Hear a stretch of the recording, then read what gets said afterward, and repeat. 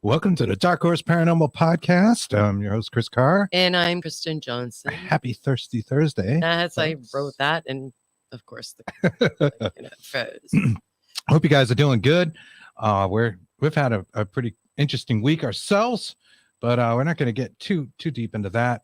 I did want to give a shout out to Howard Petrie of the Petrie Dish, which is on live right now from Prometheus Productions and on Paranormal United Network, the Paralinks 2 on Channel 2. Right now is Howard, and while we don't want to send you guys all packing, No, please don't. You're certainly welcome to flip back and forth. And we wanted to tell you that we're going to do a mashup show because we're on at the same time, and we love Howie. He's a good guy. We talked to him last week pretty extensively for quite a while. For a couple hours. Yeah, his wife, just chatting and just shooting the shit. And it was great to do that, and because we actually do believe in para-unity, a word that's often thrown out there, and then you don't really see examples of it. We're going to do a mashup show and be each other's guests, so that should be fun. We're going to do that May 12th. It's on a Thursday, so it'll be Dark Horse Paranormal with the Petri Dish. So you want to look out for that. All right, so let's see. We're going to bring our guest right on. We don't have a lot worked out for an introduction this week, and we got lots to talk about with our guest. He is Michael Lynch, Ph.D., Dr. Michael Lynch. He has been the guest star on World's Scariest Places, the Nat Geo show Taboo, MTV's Fear, Destination America Live, Exorcism Live. He was featured in The Haunted Boy and Children of the Grave 2, which are two Booth Brother documentaries. I don't know if you guys know the Booth Brothers, but they got some really cool documentaries, including these. The Haunted Boy is kind of the true story of The Exorcist, and we'll get into all of that. He's been featured on Coast to Coast, Overnight America, and really just about every radio station out there. He's an awesome dude, and we're going to bring him right on. Dr. Michael Lynch. Welcome to Dark Horse Paranormal again. Great to see you again. Good to be here. I'm glad to be here. Well, we're glad to have you back. We had such a great conversation last time. It seemed like we covered like a wealth of topics, and it was a super interesting show. Yeah, I've got even more tonight. Just want to make sure my audio is okay. But yeah, I've even got even more tonight, and we can start. Like I say, it's kind of open forum, so we can just start wherever you want to start, and we'll run with it. Okay. That sounds good. Sounds good. I know one of the things we touched on last time was CMEs, our coronal mass ejections. Right. The sunspots that are created by the magnetics of the sun. They've been increasing, and I've come to learn a little bit more about that. And I realize now they work in 11-year cycles, and the 11th year, when it'll peak, is 2025. And why is this important? It's important because we're already seeing some really big ejections, and they've missed us. And if you're thinking about this, you're not, familiar with them. Think about the sun just blowing out this mad geomagnetic storm from sunspots. The Earth is rotating around the sun. We had some real close calls already. We've been affected. Starlink had some satellites crash because of them. They call them solar winds as well. 40. You may have heard that term. That's right. Yeah, like 40 of them or something crashed. And they could wipe out our power grid, which could take years to recover. Which actually happened, the Carrington event. That's right. The Carrington event in 1859. We had a geomagnetic storm so big that the Aurora Borealis could be seen from Hawaii. And that's extremely unusual.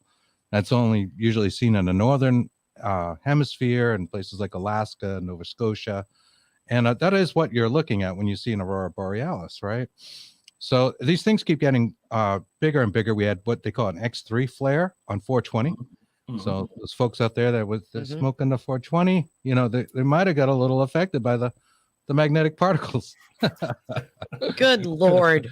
So if you had an interesting day, that might have been why, you know. So I don't know. What is your take on all this stuff? I think well, where do you want to begin is the question. Now, okay, we can begin from the basics, but we know that our sun is a lot of plasma and it's ionic energy, and it irradiates it because of the nuclear furnace that's inside the sun, and it emanates out. Now, every 11 years, the North and South Pole in the sun will flip, and that's what causes a lot of the CMEs. And there's also a sunspot activity, which pockets and focuses electromagnetic energy as it's being released from the sun. Now, if this is targeted toward Earth, we could have a very bad day, or we could have satellites go out, just like what you mentioned, and we could have the internet drop out, phone cell service go down, radio service go down. Mm-hmm. And so this could be very problematic. But the distance of it is where it would be very short-lived because of the distance of the sun. It would have to be a direct hit before we could actually feel some of the bigger effects of it. But not to say anything there, but the Earth itself is going through some changes, and its electromagnetic field is fluctuating. And when you talked about the satellites, some of the satellites went down not only because of the CMEs from the sun, it's because our own electromagnetic field is shifting. And it did not provide enough protection for the satellites to lock into orbit. And so they collapsed, they crashed into the surface. I'm just glad the insurance companies that do this will refund, Mr. Musk when the time comes. Yeah, he needs the money. Yeah, like he needs the money. Maybe they'll pay him in Dogecoin. Ooh. Yeah, in Dogecoin. Damn dog. So now I have a very good friend, and she was a registered nurse, and she worked on the psych ward of one of our major hospitals here in St. Louis. And one time I was at work, and she gave me a call, and she said, Mike, like the other day, all of the patients, all at the same time, just kind of went off the walls. And I said, well, did you give them their medication, because, some Thorazine or lithium or something to, help calm them down. And she says, yes, we did. They get the three rotations a day. But she says, we can almost precisely tell you exactly what time it was. And I said, okay, well, tell me what time it was. And it was like 2:00. So I just, write it down. I go to the solar, there was a college, a university that had all of the solar data on one page. Mm-hmm. And there was something for electromagnetic activity. And they called it like a gravitational wave or X-rays. They had the spectrum up. And when she said about 2:00, I noticed the day before that there was a large impact of these electromagnetic waves. I'm just going to say electromagnetic because I know they weren't X-ray, but they were electromagnetic waves. Anyway, so I thought, well, that's really unique. So I call her back and I go, okay, Vicki, I said, give me a call next time it happens. And she said, okay. Well, every day, because she, said this in my subconscious now, every day I'm on the computer and I'm looking at the solar weather of the day. And because the Earth is on a 24-hour cycle, it takes, it will tell you about when it's going to strike the Earth, when something's going to come and strike the Earth. So we can get very predictive about like aurora borealis. We can get very predictive on solar storms and the effects and the intensities. So the next day or so, I'm sitting there and I'm watching the space weather, and all of a sudden, bang, we get hit again. And I go, okay. I look at my watch and I go, okay, I'll give Vicky about 30 minutes.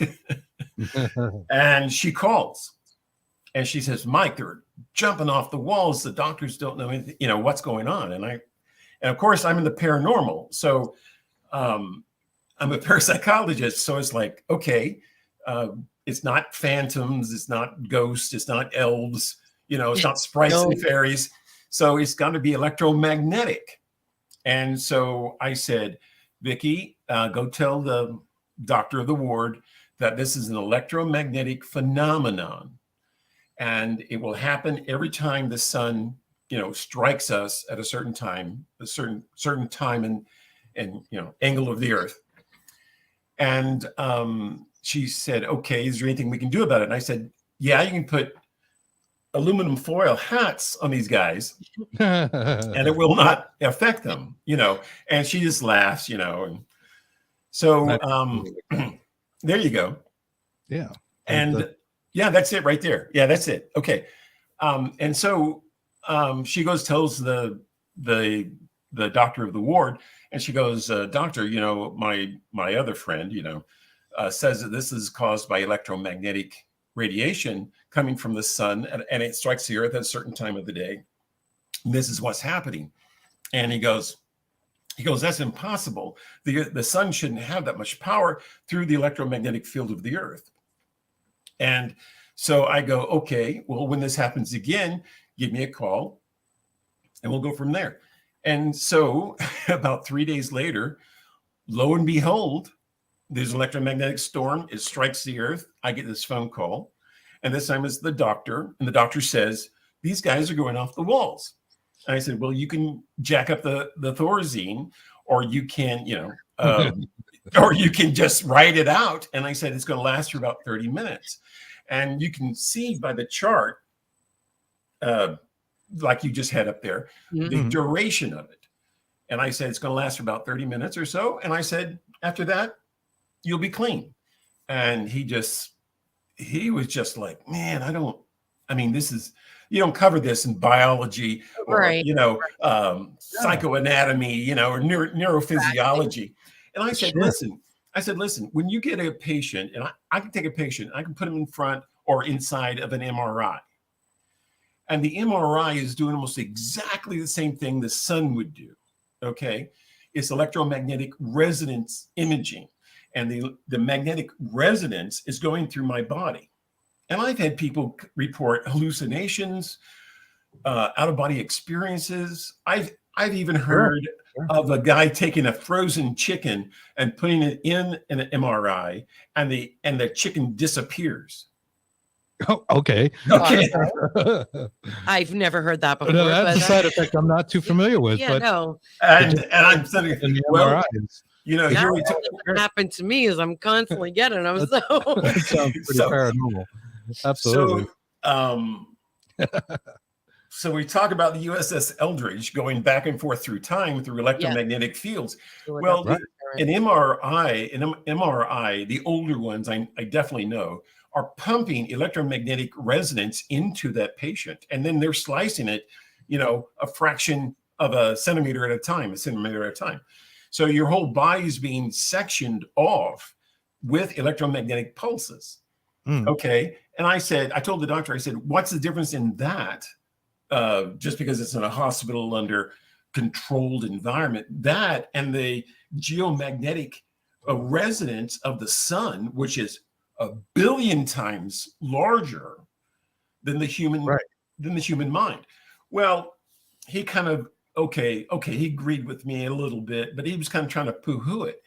Well, after I did some studying, and I got into this a little bit, probably more than I should, because I started going deep into the research of electromagnetic effects. Electromagnetic medicine is what it was called, and it was all back in the rage. And there was a guy named Wilhelm Reich.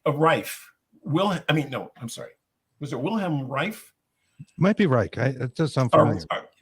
Reich. Anyway, he believed, and he actually did the testing, that you took a bacteria like a virus, and he said if you apply electromagnetic frequency to it, a radio frequency, and you found the right frequency, the virus just exploded, just dies instantly. Well, Wow. Wilhelm Raymond Reif, or something like that, I think is his name. Anyway, he was all about this, and this was long before penicillin ever came out. There was another guy that came out, and I forgot his name. He developed something called bions, and bions is a natural element in our reality. It's a natural element, and you can synthesize it. And he was trying to invent penicillin, something like a penicillin, an antibiotic, a very strong antibiotic. Well, he created this thing called bions, and it was reanimating life. If you had a tumor or disease, you could drink it, or he could inject it into the tumor area, and it just went back to normal. And anyway, the U.S. now, yeah, it reminds me of Reanimator. Yeah. What a great thing. Yeah. Great. Okay. And so they gave him a lab, they gave him a bunch of stuff, and he was written up in the American Medical Society back in the 50s. Big guy. And then all of a sudden, they come in and say, oh, this is all quackery. The FDA has ruled this to be quackery, and we're not going to fund you anymore. Anyway, the next thing you know, he's up in Canada, and he's gone through these experiments by injecting these bions into tumors, cancerous tumors, and the tumors just disappear, just die. And then whoosh, the stuff is gone. And he writes one big book. The book is in the Library of Congress, and then that's it. It doesn't go any further. He writes down all of his research, and then he just dies, and all of his research is canned. Well, what's really funny is, okay, this is supposed to take place in the 50s, early 60s, and the next thing you know, on the $6 million woman, they actually bring up this bions to give people superhuman strength, like a super soldier serum. Okay. And they actually use this on the $6 million woman. And I thought, oh my God, here we go from scientific fact into science fiction fantasy. And that's how they want to poo-hoo a lot of this research. Well, strangely enough, okay, here we are millions of years later. And how are they curing cancer today? They're taking pneumonia. They're giving you pneumonia, and the pneumonia gets into the cancer cells, and then your white blood cells go in to kill the pneumonia, which breaks up the cancer, and you're healed. So there was something published a few years back, 90s, early 90s or late or mid 90s, about interferon in HIV studies. They were going to give someone an injection which would break up the HIV virus, and it was called interferon. Okay, well, this was actually mentioned in Spider-Man, where this crazy doctor was going to give Peter Parker an injection to break up the spider DNA so he wouldn't mutate into a real spider, and so it was called interferon. Well, they come up with something like that for HIV, which actually helped, but it didn't stop the infection. So you have all these doctors back after the war, late 50s, early 60s, coming up with ways to fight viruses, and infections. Because why? Penicillin had not quite got on the market yet. And when it did, it just took over everything. Everybody was using penicillin from tooth infections to stub toes to everything. Right. And I remember taking a cherry penicillin orally. I mean, I just take it orally. I had a fever or a cold or whatever. Well, Mhm. anyway, the American Medical Association decided we've got to cut back on this because what's happening is the viruses, the viridic family branches out there are mutating and superseding penicillin. Right. They get stronger. They got stronger. They mutated and they got stronger. So what happens is they said, well, we'll just make penicillin more powerful. We'll just up it. Well, the viruses mutated faster than they could up the penicillin. So 10, like okay, 4 cc's is good. 10 cc's must be better, Right. More is always better. Yeah, more is always better. We're Americans. More is better. Bigger is better. So right. So you get like hallucinogens and then you go, oh my God, what did I just do? That's right. Okay. Yeah. Okay. LSD is a whole story within itself. But anyway, getting back to this whole thing is that today penicillin, even in its primo facto form, can only kill about 25% of the viruses it could have killed just 10, 15 years ago.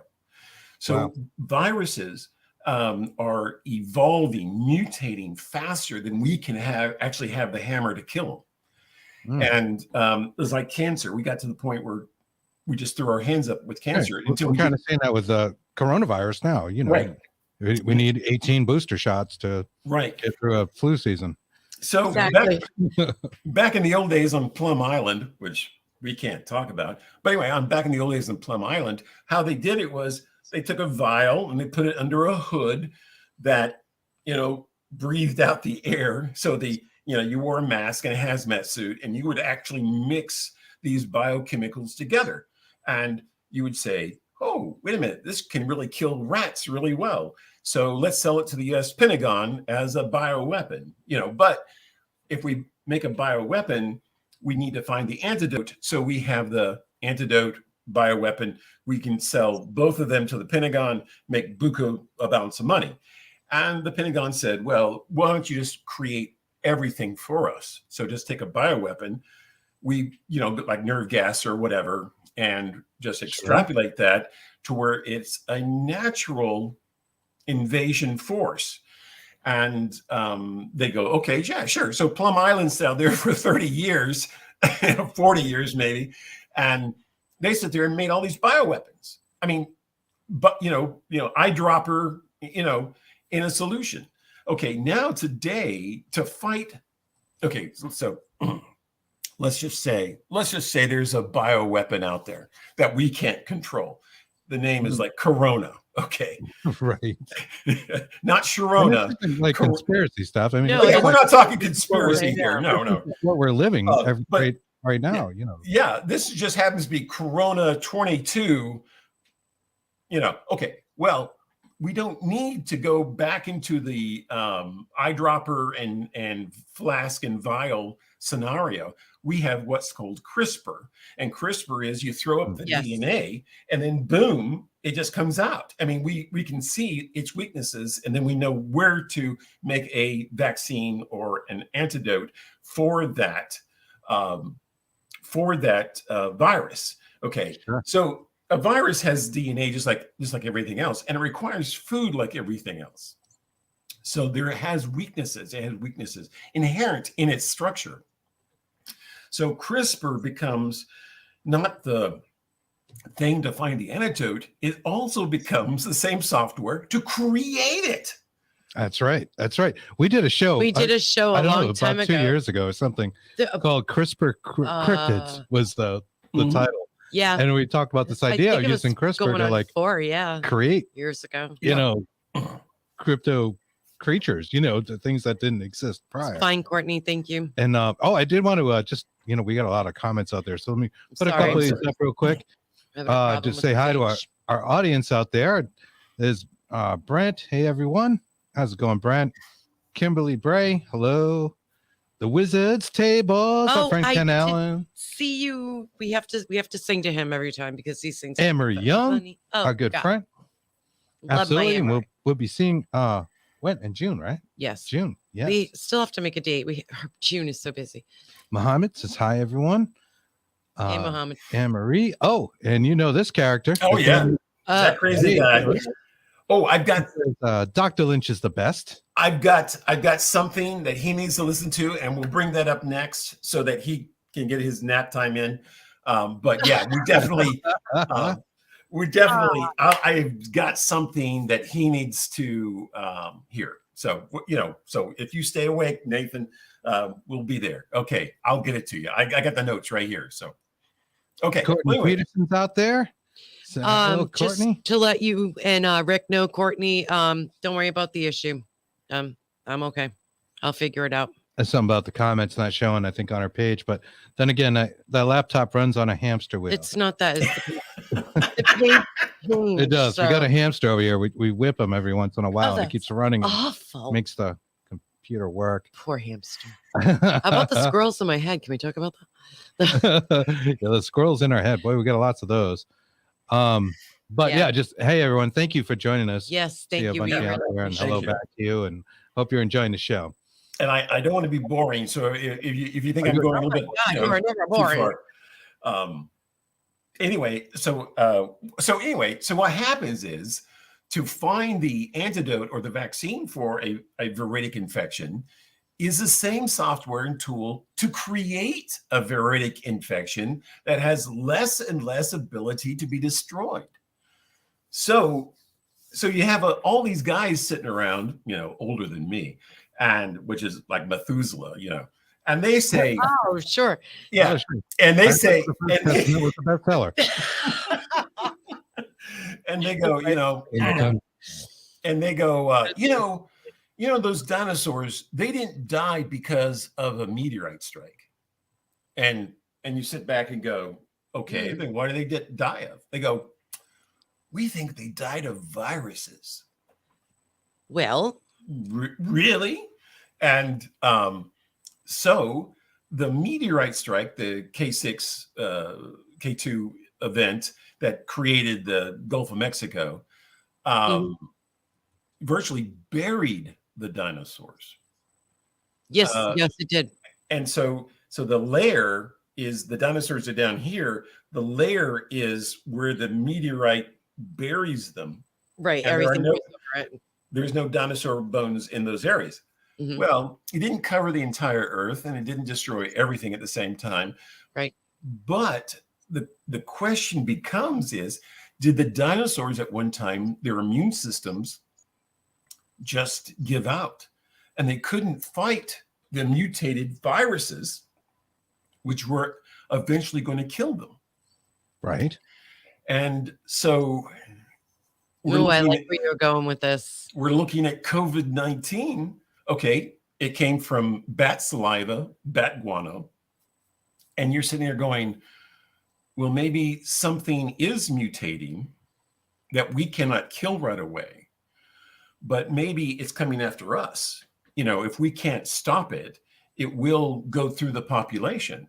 So let's just say 80% of the dinosaurs, 70% of the dinosaurs got an infection and died, what we would say of natural causes, because of an infection. But at the same time, you're looking at the human race and saying, well, if our immune systems can't evolve, mutate, get better or stronger, we're going to go the way of the dinosaur, because we can't keep up with the evolutionary process of the virus.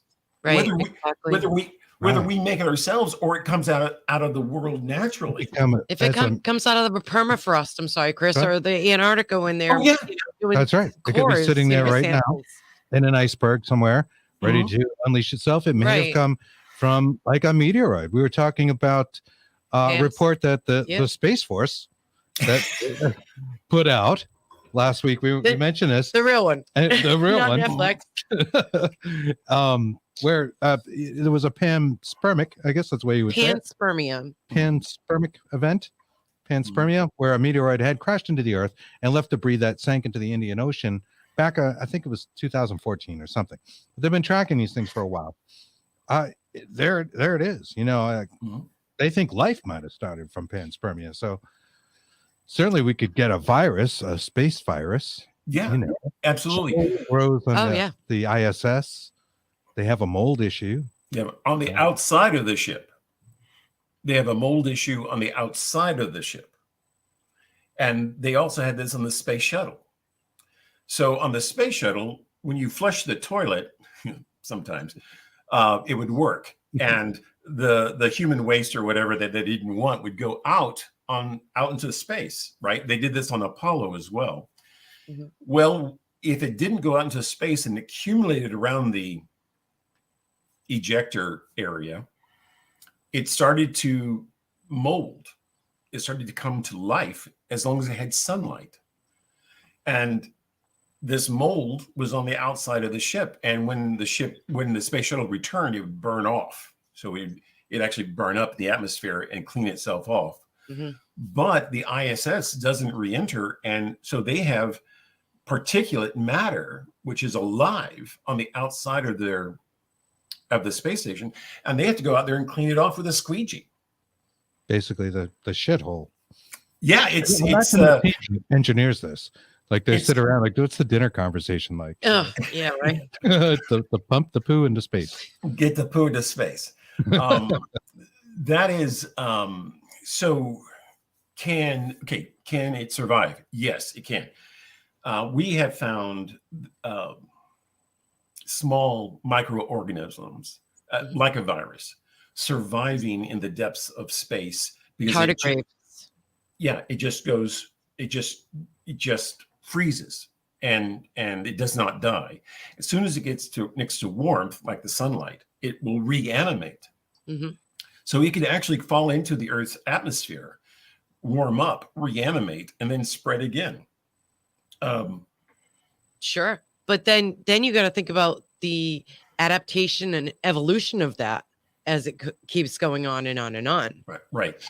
Science has lived in ignorance for a very long time. And they go, well, if it falls back to Earth, it's going to land on Earth is a foreign body, and it will just die because it doesn't have the ability to maintain itself or reproduce or survive. Well, in theory, yes, but what if it, like what you were saying, it falls on the North Pole or it falls on the South Pole? Right. It could stay there dormant for 1,000, 10,000 years. And then as global warming happens, it starts to thaw and then springs back to life again and gets caught up into the jet stream, Arctic winds, northern wind, northern jet stream. And it gets recirculated throughout the entire United States, Canada, Mexico. This whole thing is, there is, just like exactly what you said, in the permafrost, in the ice pack, in Antarctica, in up around Siberia, this stuff is dehydrating. The snow is melting. It's dehydrating. Yes. Rapidly. Okay? And so now we have pollen in our atmosphere. Oh, yes. That hasn't seen the light of day for 100,000 years. That's right. I read about that. Yes. We have no resistance. So I'm going down to my Claritin D stock. Okay. It's just so I can breathe. And I go, I never had this problem before. As a kid, I played tennis. I was jogging, we were, Sure. And now it's like, I go outside and it's like, oak pollen, ragweed, what is it? And all the allergen doctors go, oh yeah, well, when you get older, things change and you're just not as resilient as you used to be. And it's like, yeah, that's the assumption. Man. I just said that to him last week. We had this conversation because we're in spring here. We're in New England, and flowers are just starting to come up. The trees are starting to bud again. Yep. There's pollen in the air, and I've had the worst allergies I've ever had. And I said the same thing. Well, babe, this is the thing. Our bodies change every so often, every 7 to 10 years, whatever science wants to say this year. And you're probably going to get them. And we're kind of a little older than we were. So they do get worse every year. So it wouldn't surprise me that the allergens are actually stronger, now, especially when we talk about primordial type allergens coming out of icebergs. I don't mean to squirrel, but there's a correlation here between the permafrost. Great minds think alike. That's what it is. Great minds. That's it. That's what we say all the time too. Absolutely. But the permafrost, that's totally, melting and everything. And you said about the CRISPR, I don't know if you read that they are trying, or they are cloning woolly mammoths. Oh yeah, I was going to go to that next. I'm sorry. Yes. There you go. Right. Go ahead. Sorry, I just didn't know, and I wanted to bring that up before I it's swirled. extremely interesting topic. Yeah. Yes, They already have. Yes. Okay. About 5 years ago, maybe a little bit longer, Discovery Channel actually paid these groups of anthropologists and paleontologists to go out to the Siberia tundra and find a woolly mammoth, and they dug it up.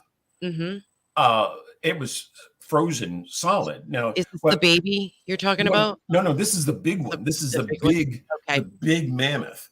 Okay. And the helicopter, it was so heavy because of the ice and the weight of the mammoth, the helicopter could barely pick it up. I mean, it took a lot. Anyway, so they flew it over to a railhead, and they put it on the back of like a train, and they started taking it south, you might say. Well, it ends up, as it starts to thaw, it starts to look really good. I mean, real good.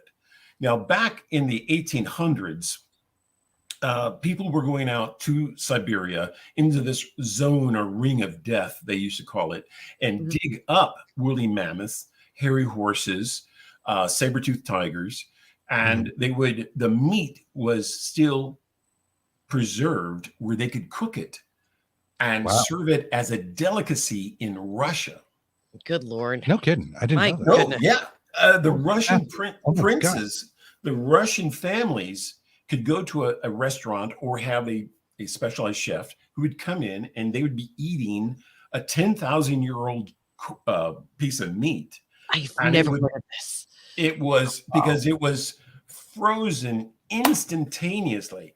So Charles Hapgood said the earth shifted on its axis. And that's why we have perigee today. But anyway, shifted on its axis. And when it did that, it did it so fast that the mastodons, the woolly mammoths, the hairy horses froze standing up. In their bellies was tropical flowers. Yes. Okay. I was in France at a museum. And I was in France at a museum, and they actually had the last, what they called baby mastodon mammoth in an encased situation, preserved it. So but anyway, getting back to the discovery situation. Well, these scientists all of a sudden go dark. And then there's this scientist in South Korea who says, oh, I've perfected cloning, and I'm cloning frogs, delicately, and salamanders. Well, we did that back in the 70s. But then there's another guy out in Scotland, who says, I'm cloning Dolly the sheep. Okay. Then all of a sudden these guys start jumping up all across the globe saying, oh, we're cloning. We can clone now. We have the ability to clone. So what these guys did with the woolly mammoth was they thawed the whole thing out. They grabbed some cells, they threw it into CRISPR, and they said, how can we get an elephant to have a mammoth? And then that's what they did. They started to clone the mammoth the best they could, and they artificially inseminated into an elephant, a female elephant, and it did give birth. Now, as far as I know, the first one didn't live very long, but the second one did. And they do have a live mammoth that has behavioral dysfunction because it doesn't have the same delicate neural pathways as an elephant. So its behavior is more aggressive. Right. It would be wild, feral. Feral. Yeah, feral. Yes. So they wanted to stay with the elephant pack to calm down. But because of its eventual size and demeanor, they think it's not going to be really good. But unlike science fiction, there were Russian oligarchs who were bidding on getting some of these extinct animals. I was going to say, I bet there are people they wanted a menagerie zoo of all of these ancient primordial beasts, like saber-toothed tigers and Jurassic Park all over. Exactly, your own personal Jurassic Park, right?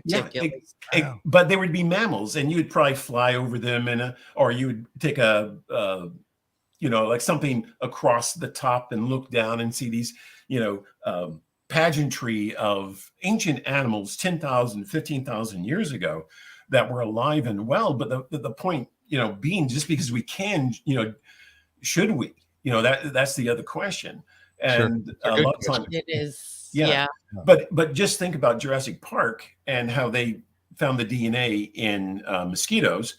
Well, just think if you have the entire animal standing right there in front of you, thawing out, and you go, gee whiz, we can make some money off of this.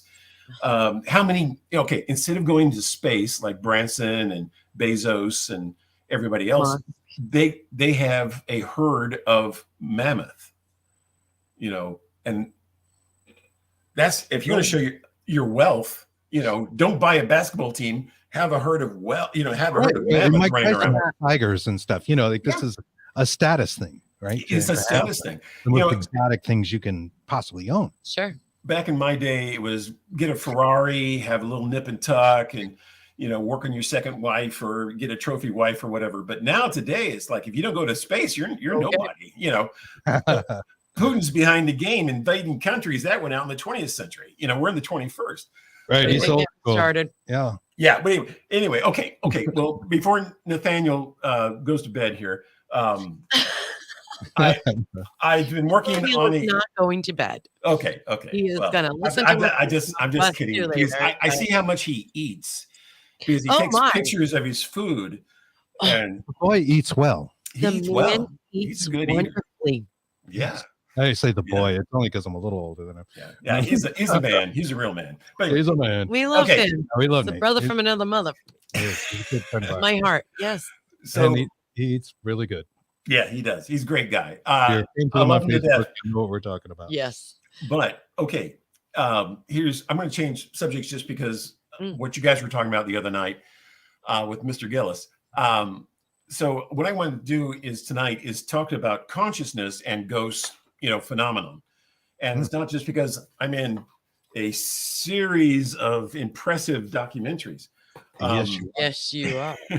But I actually know what I'm talking about.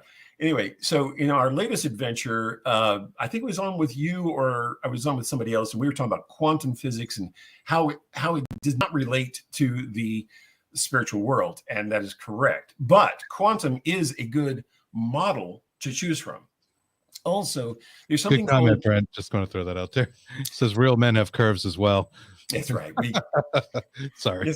Yeah, it used to be here, and now it's yeah, where's it go? Right? It used to be here. But anyway, but anyway, so what happens is, we had to look in a different direction, and for years, this has been the perplexing argument and the perplexing thought. Where do we go from here? If quantum does not fulfill the requirements that we need, then what has happened? Well, anyway, so being the old guy in the room now, I go back in the 70s. We did something called Carillion photography. Carillion with a K, K-R-I-L-N photography. And some guys now have revamped that and gotten back into it, and they think, oh, this is cool to put your finger on a plate and see the corona come off, applying energy to water, and your hand goes up to it and it shows this corona edge, and it's showing how energy is displaced from the body. And you can take any object, a coin, a leaf, whatever, and apply this same type of technique and see how energy radiates through this. Well, back in the 70s, since we didn't really know what we were doing, but it looked great on camera. It looked great on camera. It does. So the deal is that, okay, Carillion photography had something about it that stayed in my mind. And I thought, if energy, you got something there. I do. I have an actual. Oh, you have an aura photo. That's an aura photo. It's yeah, kind of related, right? It works with Carillion photography. Yeah, well, it's very similar. Very similar. You put your hands on the plate. It looks a little dark when I put it up, but yeah. I love that. I love that setup. Anyway, so some things sort of run through my mind. Anyway, so I said, quantum is an interesting model of how energy is related through our environment. I said, what if we did both things? What if we took Carillion photography and some of the basic equations for quantum and we merged them? I said, what would we get? And what kept coming up, and it kept coming up 10 years ago, it kept coming up 5 years ago. And then the other day I just said, okay, this has got to be it, because we've eliminated every other option. I mean, electrons, deuterons, string theory, we've eliminated it all. And I said, there's got to be something out there. And lo and behold, what's ever left over, no matter how improbable, has got to be, no matter how impossible, it's got to be it. Well, it's tachyons. Tachyons.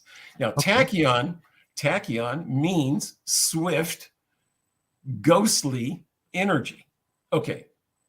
So really? It was called Dubuque. It was called Dubuque energy.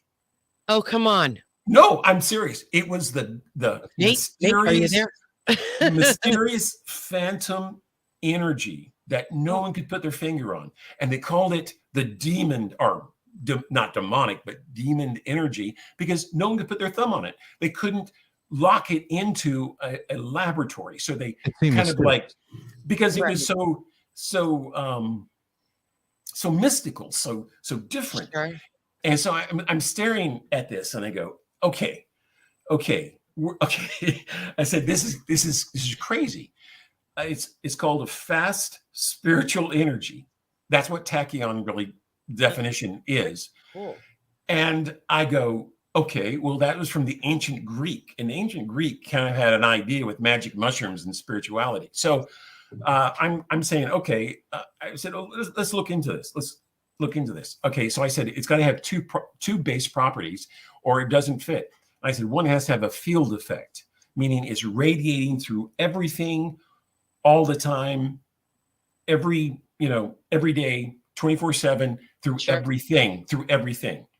And we know that tachyons come from outside the universe, and they go toward the center of the universe. So I said, okay, that's really interesting. And we discovered that long time ago.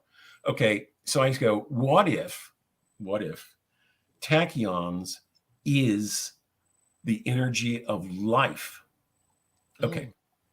So everyone in the room got quiet, and I said, okay, now listen.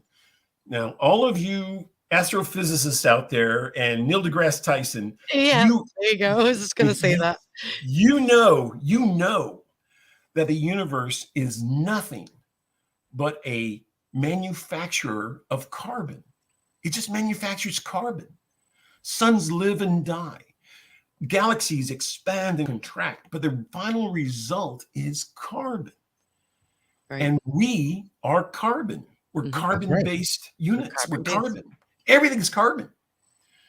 Our fuel is fluoro. We have fluorocarbon trash. Carbon is in everything that we handle, do, and exactly. It gives no reason for consciousness. It's just carbon. It's the same stuff.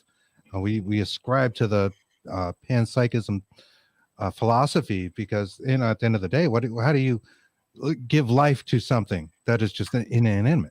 That's right. But what if we were looking at this kind of sideways? What if the energy makes it semi-animate, and the carbon-based element is what vibrates at a certain frequency that the tachyons give us in order to maintain the structure of life? Just like the Carillion photography. It's emanating through stone as well as living tissue all the time. So when we're looking for consciousness, it's local or non-local. So I talk to a psychic and I say, where's the ghost in the room? Well, the ghost is not in the room. The ghost is way over there, or it's right there. So you can't have both. It's either local or right. it's non-local, or it's in a field effect where it's everywhere, all at the same time. And tachyons, uniquely enough, move faster than light. They're faster than light speed. So they're not particles, they're waves of life energy emanating from outside of our universe. They would be able to manipulate time. That's absolutely and matter, especially if it's alive, living tissue. It can be manipulated. So, so we call it spontaneous healing. Okay. Aunt Margaret had a tumor and she woke up the next day, it was gone. Okay. No signs of it. Spontaneous healing. Doctors write about this all the time. They talk about reincarnation and the scars of one person. I mean, one person dies and of a tragic wound. That wound shows up on a newborn baby, and that person rose up and says, "My name was, I was from another life." A birthmark, and they're like 4 years old saying this. So this is absolutely no. big thing with we this. love this. Yeah. Okay. Dimensions. Okay. Now work with me on this. So what we have is this everywhere energy that's kind of ghostly, and it's a demon because we can't put it in a box, so we call it tachyons. That's silly. Okay, so think of this. Now I'm gonna wrap this up. Take an ice cube. Now we know an ice cube is water and air, and it's frozen. It's vibrating at a different frequency. Absolutely. And I'm going to take that. I'm going to put it in a glass of water. Now the water is liquid.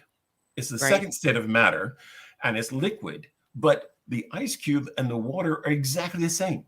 Right. The difference is the density of the modulation or the frequency. Exactly. That's it. So the ice cube is solid because it's moving slower. It's cold. And the water is liquid because it's moving slightly faster.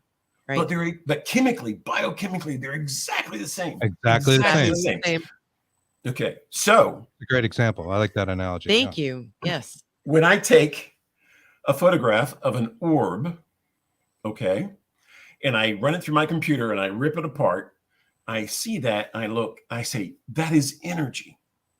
That is conscious, is aware. It has memory, it has sight, it has hearing, it has all the features, but it's resonating or modulating at a different amperage than the tachyons around it. Right, the different frequency. Because one is more solid because of its composition, its amplitude, and the other one's a field effect because it's like oxygen. It's just around us all the time. Right. That makes so much sense to me. So how does this work? Easy. Let's sit down and I'm going to pray. Okay, not really pray. I can meditate or do whatever. But let's look at it this way. What if we don't change the energy? We're not changing the energy, but we focus the energy. So I'm going to focus my energy. Now we can call it prayer, meditation, a mantra, spiritual meditation. We can call it a lot of different things. But what if the mind can focus the tachyons in the field? Now, we all know of quantum entanglement. We can do the same thing with tachyon entanglement. Being two places at the same time. Right. Exactly. So our minds, technical remote viewing, psychics, can project and see something out of time or in time, local or non-local. There's no other way to do it in quantum. Quantum does not give you that capability, but in tachyon, it does. So if we use the equation, which is in solid physics, E equals I, meaning all the energy equals some form of information. Energy equals information. Energy is focused. And then that is sent, that focused energy is sent as information to a directed individual, a targeted individual. So you have someone in the hospital that needs prayers, and we all sit down and we pray. Okay. Art Bell has done this. Art Bell has done this. I'm sorry. You need to go to a commercial break or something? Oh, no. Just put up some comments. Oh, I'm sorry. Okay. So what the deal is that, okay, so we know what it can do, but we never had it in a box. We never corralled it. It was called the ghostly energy, the demon energy, right? Well, because what we were looking at as something that was kind of repeatable in physics. Well, what we didn't understand is that consciousness has to be part of the integration of our reality, or it shouldn't exist at all. No, that's really true. No, I agree. And I think it exists on different levels. We talk about our dreams, these sort of timelines. We've had dreams that are very timeline related. We're kind of like living this other life, and we feel that consciousness survives maybe the seventh dimension in per string theory, where you're able to travel in different timelines and have simultaneous lives and this sort of thing. Right. I mean, there's a lot of guys running around right now in the paranormal or parapsychological world and saying that everything happens right now. It's all happening right now.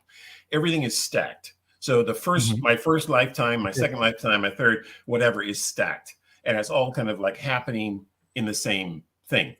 Now, years and years ago, I come up with the conservation of energy, a conservation of space, meaning there is no reason to have alternate dimensions when you can have them right inside of each other. Now, everyone has heard of a Russian nesting doll, and it's a big doll. Right. Oh my God. And you have another one inside of it, right? Mm-hmm. And then you have another one inside of it. Okay, well, you go all the way down to this very little one, okay, and you try not to swallow that, even though it's very tempting. But the whole thing is that is the way the universe really works. There is no need to take energy that is to fulfill another space and time in reality when it could be right here. Right. Totally agree. Matryoshka dolls. Right. The reason why I laughed was because Chris sent our good friend Gail Heisen nesting dolls. Yes, I did. I sent her these kind of antique nesting dolls, and it turned out she collected them. We sent each other gifts for a little while, which is really cool. She gave us that Bigfoot and the bunny. Believe it or not, it was in her hardware store. Oh, really? Yeah. I was going to get my Bigfoot. I have a little Bigfoot over here. But anyway. I have the cat balls. Look at this, right? These are that's it. And these were actually in her local hardware store. A Bigfoot and a bunny fits on.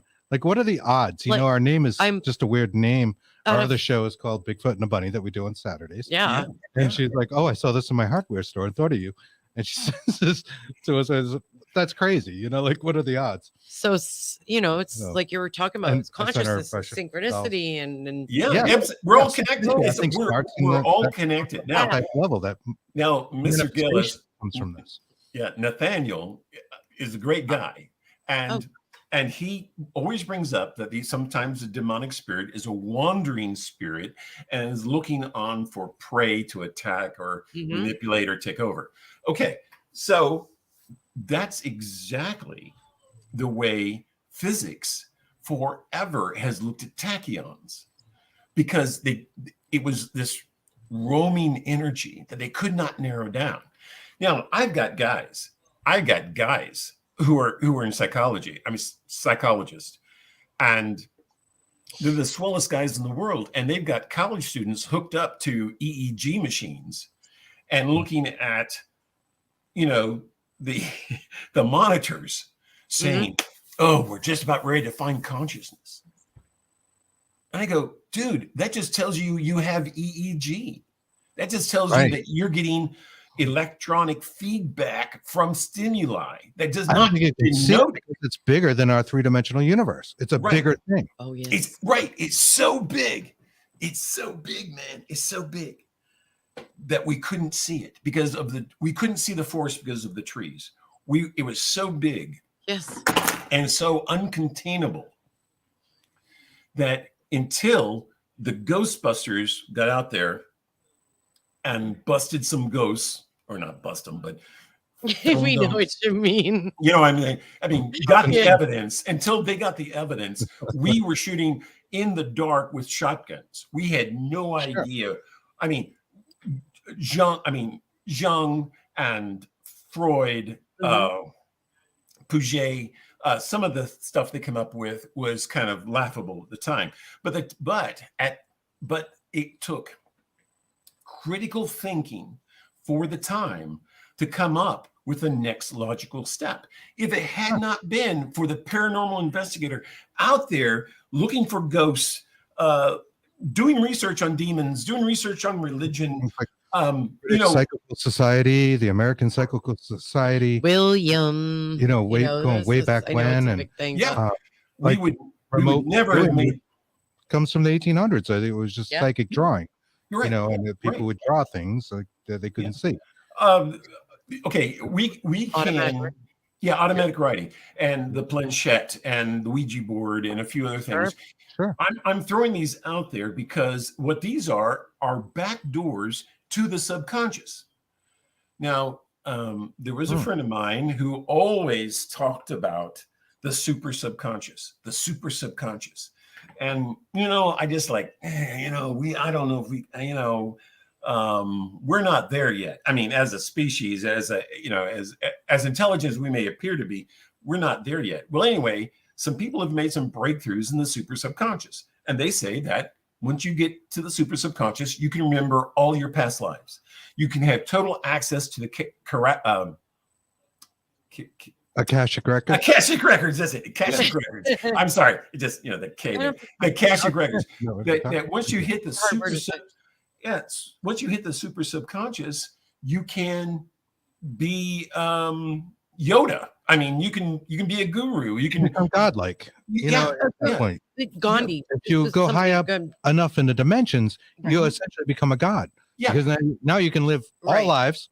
And it's kind of that thing you referred to earlier about all things happening at the same time. You would experience that in some way, something our three-dimensional minds, brains could never handle. But maybe on that level, that dimension, you could handle this kind of thing, and all that information, you would be your own quantum supercomputer, times a billion, and just exist and understand all elements of nature. Really, they called it the Vedas. The Vedas would call it prana, and this was prana energy. This energy that just was everywhere but nowhere. And there has been several Tibetan monks, I'm going to say, that have died, and their bodies shrink into nothing, and then they turn into a light spray, and then they just go into nirvana. They go into mana. They go into this energy that is all around us. Now, a lot of people talk about sound to move objects, sound, tearing down the walls of Jericho and things like this, harmonic resonance. They're talking about harmonic resonance. What if that could be done with tachyons? What if we could reach a harmonic resonance? Now, we know the energy is already animating life. It's already animating life. So we can measure these, right? Yes, exactly. And so I said, we have the models. The model comes from Kirlian photography on how the energy is glowing, why we glow, why we have an aura, why we can take an aura photography. Because the energy is already pumping through us. Absolutely. Okay. Now, our heart chakra goes out, 2 to 3 feet around us. Our body bioelectrical aura should be 6 feet around us. Okay. And then we have our subconscious, which is working with all of that, making sure that keeps us safe and alive, even though it's not in our best interest to do so. But what if we could compress all this together, compress it together into I'm going to call it super subconscious. Let's just throw that out there, coin the phrase. And if that is the key, that is the key to everything. So in your subconscious, we can get you to quit smoking, don't overeat, blah, blah, blah, but what if we get into your super subconscious and say, you will never have cancer. Right. You'll never have a disease. So, and the energy and the subconscious programming kicks in. It turns the key in the lock and just does it. I have this very good friend of mine, and she's human abilities. Right. Okay. There is these guys in the movie, The Men Who Stared at Goats. Okay. Oh, we love that movie. Yes, remote viewing. Clooney. Clooney. Yeah. Well, the weirdest thing about that was that the generals or the upper ups in that division said, okay, we're going to take this 18-year-old or 20-year-old, and we're going to tell him to do this. Okay. That's what the military says. But then he says, but when we got into this program, we told him to do this, walk through walls, walk on water, nothing was impossible. And in that shift of mindset, then psychologically they became superhuman. They didn't have to adjust the DNA. The mind started to do it on its own via programming. So if we're constantly programmed to live in fear, our body responds by living in fear. Cortisol goes up, Absolutely. Adrenaline goes up. We can't sleep. We can't digest, Right. The sheep effect, as I call Exactly. We're being programmed right now. Well, not right now. I wish I could program you, but I would call it. No, don't do that. But yes. But it's a program to constantly make you sick. And then who profits from that? Well, the pharmaceutical companies do, the doctors do, because you're sick all the time. The 1%. You're not like hypochondriac. There's always been a 1% class. If you look at the Anunnaki and you look into that, it was the giants, it was the aliens. They were the 1%. They're sitting there making people into slaves to mine gold, supposedly. Yeah, we were here cuneiforms and different translations.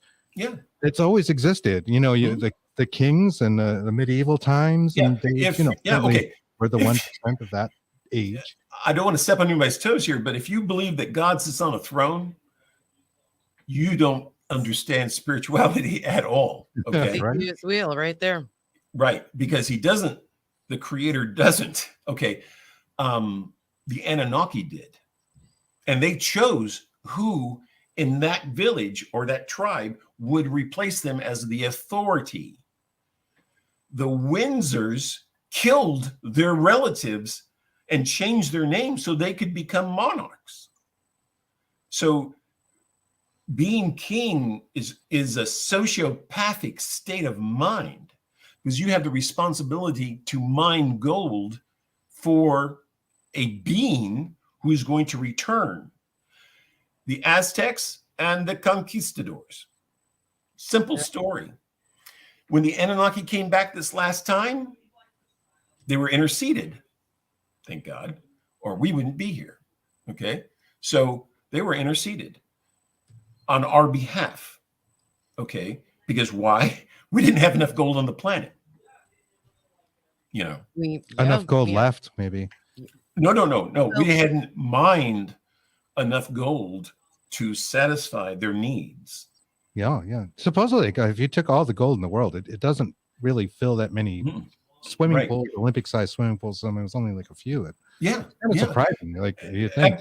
Absolutely. We have one more. There are shows of guys in Alaska, getting the gold out of the ground as fast as they can. Right. Yes. And then they take it down to a guy, and he melts it and smelts it. And they take that down to another guy, and he says, okay, it's worth X amount of dollars. Okay. Then it goes to the highest country's bidder on the world stage, normally China. So Gold is like oil. It's in a world and a concept of its own. If you think America is not energy independent, it is independent for the next 400 or 500 years on oil alone. Oh, okay. Yeah. Yeah, I'm serious. But it's sold to the highest bidder to every country on the planet. That's right. People don't understand that we export oil. They think, oh, well, if we have the oil, why should gas be so expensive? No. It's all privatized companies. They export it for the highest price. Yeah. It's like Japan and the sushi, right? Yeah. Now, win that bid. Let's step off into the real world of the paranormal. Okay. You can go to a government website and type in your birth certificate number, and it will come up on a page, and it will tell you how much you're worth. Oh, nice. And that's how the government, through the Treasury Department, gets its extra cash, is by saying that you're a product of ours and we can borrow against you. So if you're worth $50,000, if you're worth $100,000, we can go down to the Treasury Department and just print it. Yep. And that's you're right. And it's like our credit reports and all that. I mean, I get emails constantly. Tells me exactly the number of debt I have on whatever credit cards I have. So it reminds me of something from out of the X-Files. I swear to God. Oh no, it's true. It's all true. It's a real thing. We are bought and sold on the stock market every day. Now I'm too old because I typed in my birth certificate and it didn't have a number on the back. So, that's when they used the ditto machine, if anybody remembers what that is. But anyway, so the deal is that but I took my kids, I plugged them in, and guess what? They're there. And they were in middle school at the time or whatever, and they were worth both $5,000 each. Wow. Now, as they go through college, and go up, they'll be worth more and more, and the government can borrow more and more against us, the citizens, the people. That's we, the people. We, the people. Exactly. No, we are the subjects. We're the sheep. We are the subjects. We are bought and sold to a government that's supposed to be standing for democracy, when that's the last thing. They are printing money just to keep themselves alive. Do you think your tax dollars, you think corporations are paying taxes? No. Where are they getting the money? They're borrowing against their own future, but they're printing it out of thin air. Also, China loans us money. That's right. So we borrow $1 billion a month from China just to keep the lights on. Everything else is just an illusion. And that's why cash can flow, but debt, you got to be responsible for that. You got to pay that, because why? Well, I get interest off the debt. So I want you in debt. I want a college that you can't afford but have to have in order to get a job. I want a car so maxed out that you'll never, 5 years you won't be able to pay it off. I want you to have these fundamental things that is really important for people to understand. When you live in a system where you get two parties, basically, and you go, I'm this way or that way, but it's all really just kind of an illusion. It is. And then these people say, this guy's going to take your guns away. Well, big deal. They've taken everything else they've got. I mean, how many guns do you need? 1,000? Oh, yeah. Okay, Mike, you look like you're an issue with this, and I know where you're going with this, and it gets you look a little afraid. Yeah, here's some Tagamet. But here's some Thorazine. Here's a gun. Yeah, subdue the masses. They just appease you in certain ways. Sorry. And manipulate us. And like you said, they're actually, using our existence as a means, as a commodity. But there were some questions out here for you. Okay. But see, I realize that you guys are kind of weird, so I don't know how far I'm going to push it. But anyway, go ahead. We're totally with you. We are totally weird. So the stuff we comment about. We do. We try to get too political about it, but we definitely comment about it because we are sheep. You're taught from first grade, be patriotic, be this kind of person, and just goes on. And you don't really understand. You're just falling into a system of doing things. Get a job and pay your taxes. Do the stuff. You're not really free thinkers in a certain way. Free will. Joshua Dixon says, does he believe dreaming is interacting in a parallel universe? Excellent question. We would love to know this. I am going to tell you the sad and the reality. The reality is every time you go to sleep, you are so close to death. You're a heartbeat away. That parallel reality is a form of your consciousness, a form, because you're connected by the silver cord.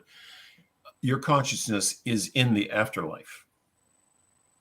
And that reality will be more real. Lucid dreaming, it is more real than real. Why? Because you're accessible to colors and emotions and sounds and shapes that you couldn't do in this dimension, in this reality. It's not a parallel universe. It is a universe to itself. We call it a timeline. Near-death experiences often talk about the colors they see on the other side. They see a palette of colors that they're just not visible to our physical eyes here in this magenta universe. Is one of them. Right. Okay. Back in the old days, I hate to bring this up, but when I was in photography class back in college, they said you can, a standard Kodak film cannot see magenta. It can see red, but it can't see magenta. Well, I was in printmaking at the time, printmaking. And I got the color swatches out and I laid them down and I shot them with my camera, 35 millimeter camera. And lo and behold, when I went down and got the film developed, it couldn't see magenta. There was a wide spectrum. It could not see. Wow. And I thought, oh my God, that is such a coolest color, but I can't use it. I can't use it in photography. Well, when the digital camera came out, well, then world changed. But the deal is that I was studying astrophysics at the same time.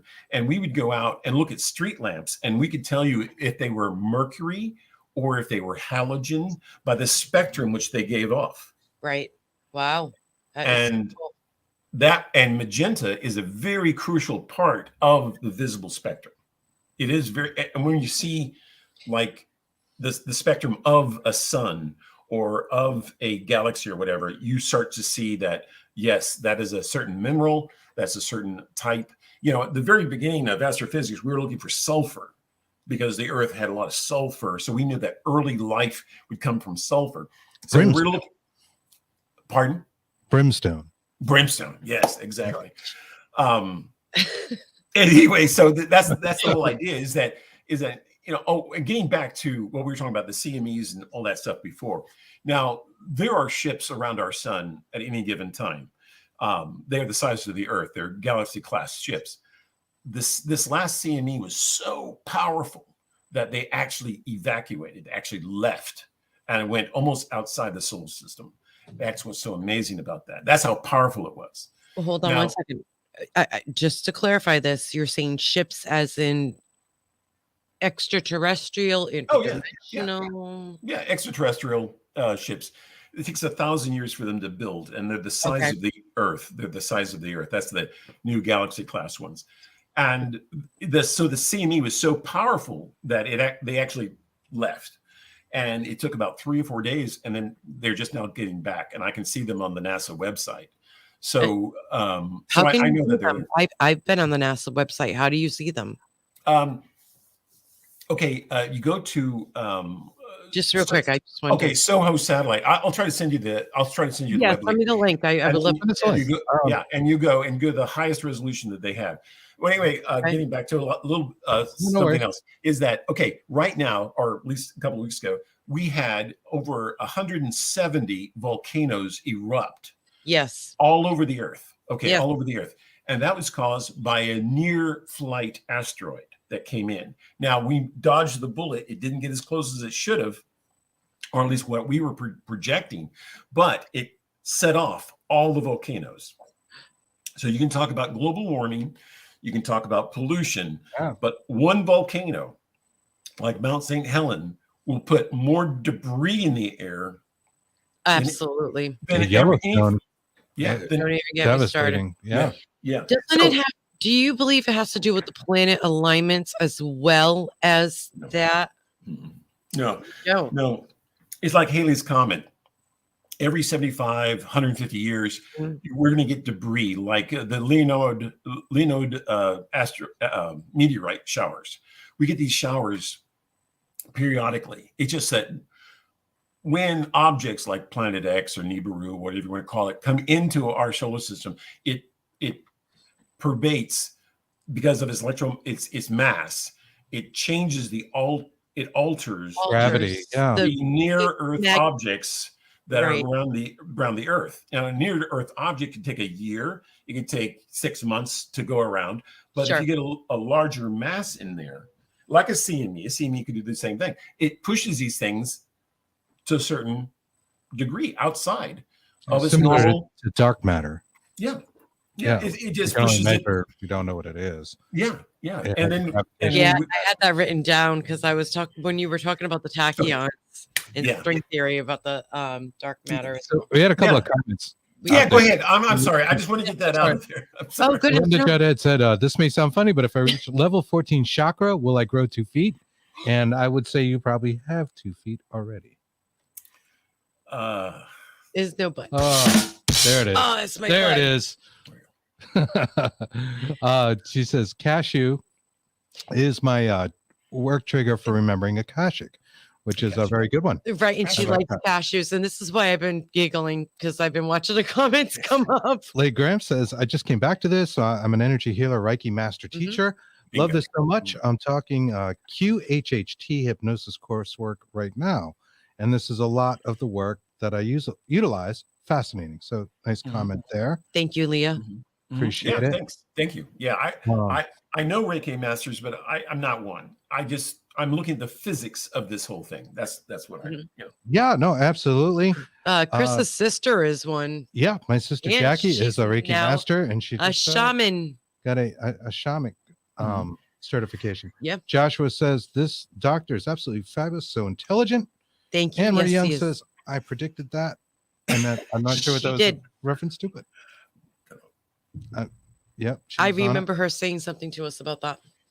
I'm surprised NASA didn't cut the feeds like they're famous for. Yeah, that's what I was thinking at the same time. Yeah, they often do that a lot. Retract a lot of their photos if you follow their websites. Yeah, sometimes they show a little too much. Oh yeah, they do. There was when I normally look at the sun now, I'm looking for extraterrestrial objects. But anyway, there was one night. Okay, one night, these grays showed up around our sun, and there was one photo. Okay, the next 3.5 hours, there were no photos. NASA just turned it off. Just done. Just done.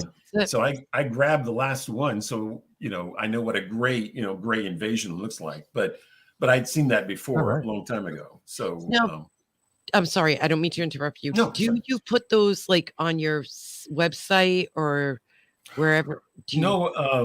I save them in my computer, but I just really glance at them off of the NASA website.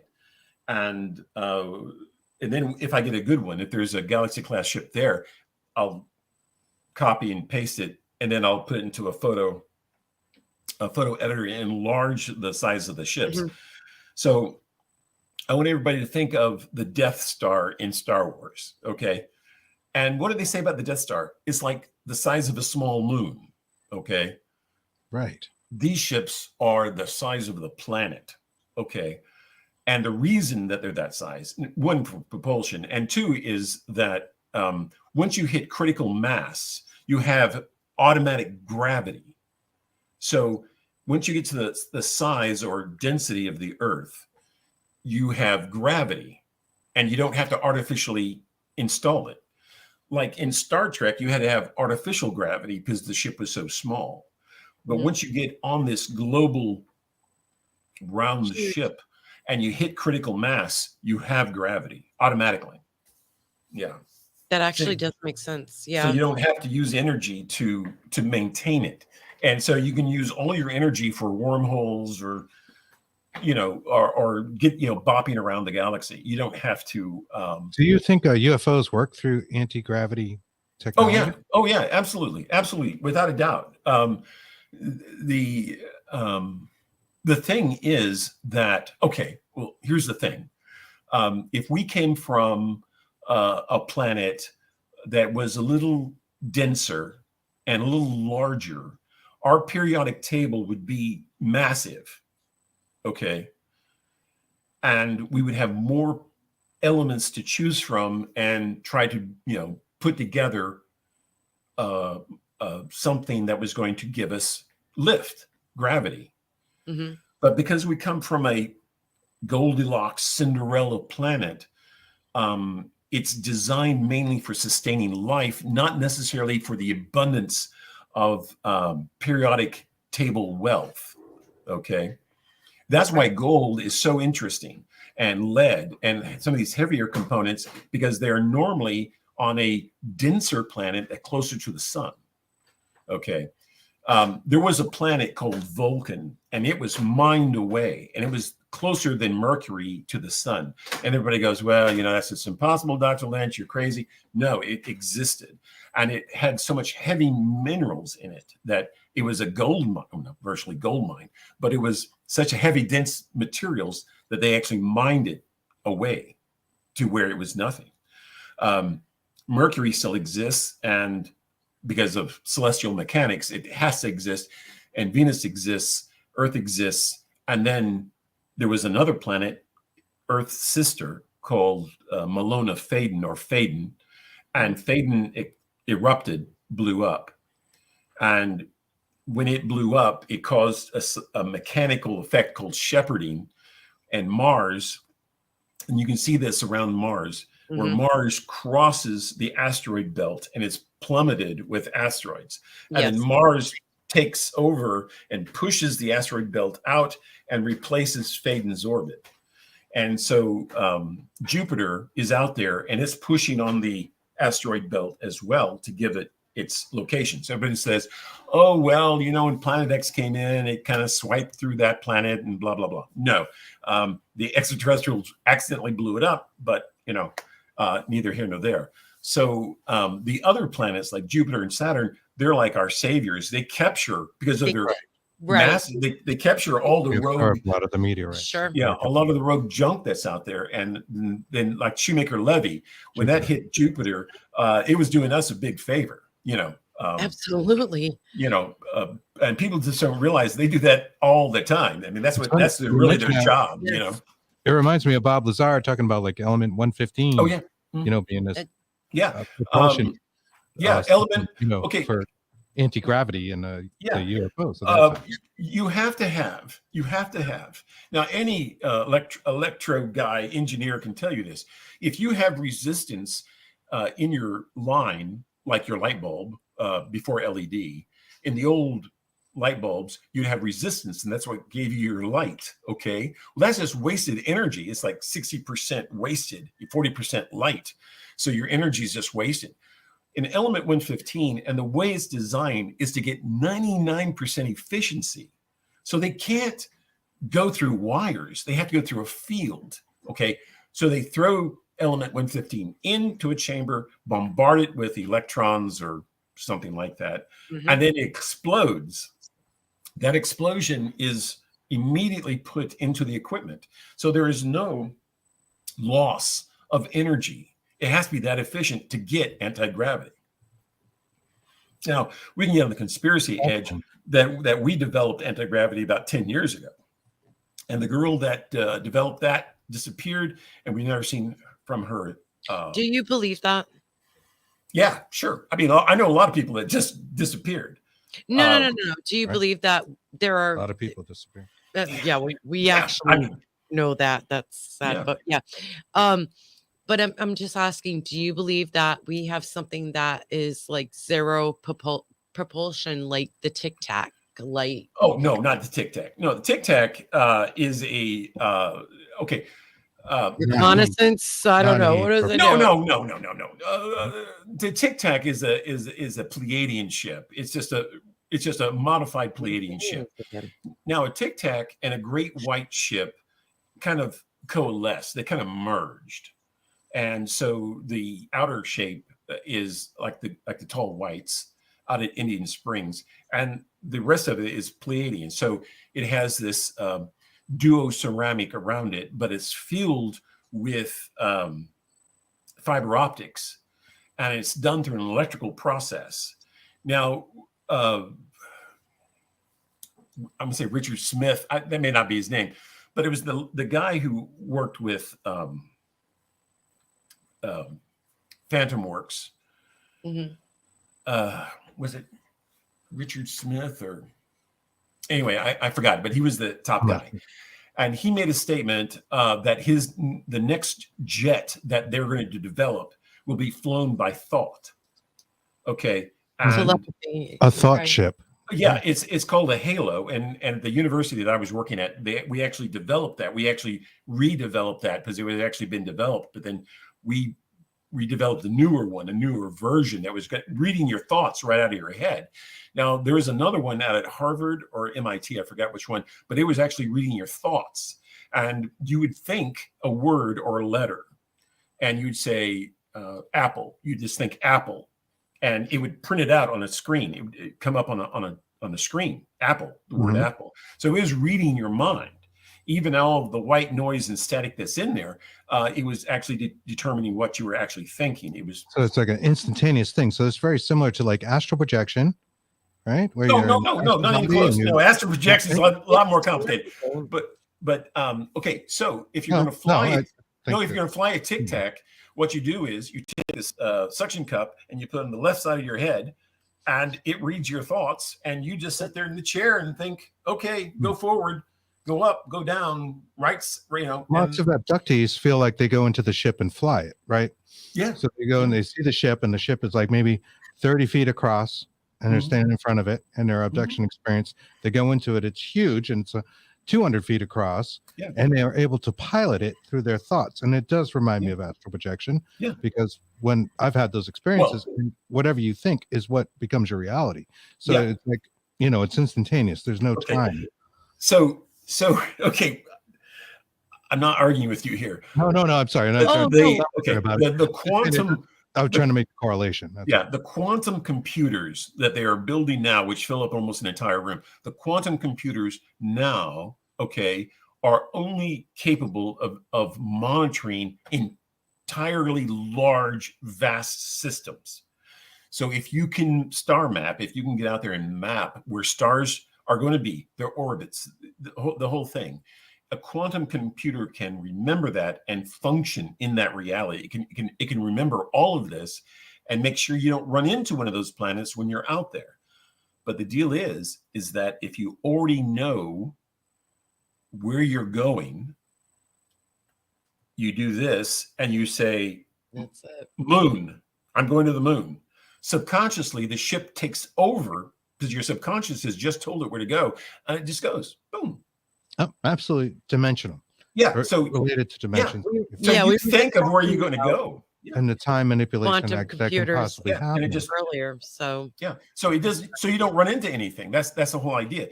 Because when you hit, if you go through wormhole drive, and that's what a lot of this stuff is, it's electromagnetic wormhole drive. You're building an environment where you get the least amount of resistance, and so you don't want to run into anything. But the computers are online, so they know where the moon is, they know where the stars are, and you're not going to bounce into anything. It's creepy. The whole idea is that in Star Wars, Han Solo goes, it's not like dust and crops, boy. You don't want to fly into a black hole or sun or something. We're not. We're not like we're not crop dusting here. We're not crop dusting or something. He tells that to Luke Skywalker, and Luke Skywalker looks at him like, he's like, I think I've just been insulted. But anyway, the whole idea is that you don't give the Nava computer time to adjust where your location is in the realm of space. You could have an accident. Well, that's so funny is because they're talking about the same navigational systems that we all will do once we get beyond the solar system. We've got to get there, map it, and then tell everybody where everything is. We put that into the computer. The computer then drives the ship virtually by us saying, like we do today. Like we have cars that drive themselves. We just just going to say that it scares the heck out of me now because we have cars and they want now trucks, like big Mack trucks to drive themselves. The driving force behind I do not want to be around those when they're flying by me. I'm sorry. Now think about like throwing in the speed of light or, yes. Go faster. Equation. Faster. Right. Then we're talking about something serious here. Yeah. Talk about going, not the speed of light. Okay. Talk about going 50 light years a second. Okay. You can do that and still not break any of Einstein's rules. But what about our bodies? Will our bodies be able to function? Yeah, sure. Will we get younger? Yeah. No, we don't get any younger. I want to go on that ride. But there is a paradox with go on that ride, baby. We were talking about that earlier too. What's up? Hey, I got some HGH if you ever want to do something. But anyway, the whole idea is that with tachyons, there is a paradox with tachyons. There are a lot of people are sitting there going, well, if you throw in all this and all that, there is a paradox that develops that if you travel faster than light, will you actually go back in time? And you have to understand, right? You have to understand there is no time. There's no such thing as time. Right. It's a three-dimensional thing concept. Right. There's only we live in this linear line, but it doesn't really exist once your dimensions expand, your consciousness expands. Right. But see, so there's only particle decay. There's no time. So everyone says, well, there's a paradox. No, there's no paradox because there's no time. It doesn't exist. Right. Einstein used it as a reference, not as a state law. I mean, it's not exactly. It's and so that's why technical remote viewers today, even in the most basic circumstances, get outside of time. They slip outside of time. They don't know if they're looking at 1970 or 22, whatever. Sure. 2022, because they slip out of time. So they have to go by events in time. And if you talk to off-worlders, they'll say the same thing. We don't look at time. We're looking at events in time. And so, okay, so look at this. We have a national holiday. This is conspiracy, I think. We have a national holiday. We have a national holiday every month, one a month, 12. We have 12. Okay, so you go from one holiday to the next. That's 30 days. And you can ask a psychic, will I win the lottery between here and there? And they'll say yes or no. I mean, it's just black and white.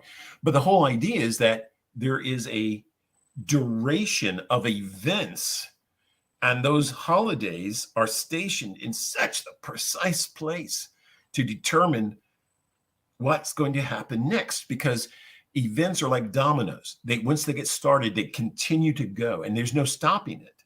So all they have to do is look at that one event in time, not time, but in events, that one event, and then they can hone in on it. Will it happen over here or will it happen over here? So it's the dominoes of events, not dominoes of seconds or time. And by the way, Bob Lazar said the element 115 was being delivered for them to work on. Yes.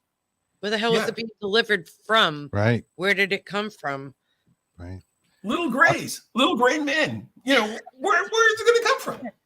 It's not on this planet. I can tell you that much. Yeah. Our friend Greg Cost says, I wanted to get HGH when it first came out. Yeah, me too, Greg. Yeah, Except me too. I understand it was responsible for some dwarfism at that time.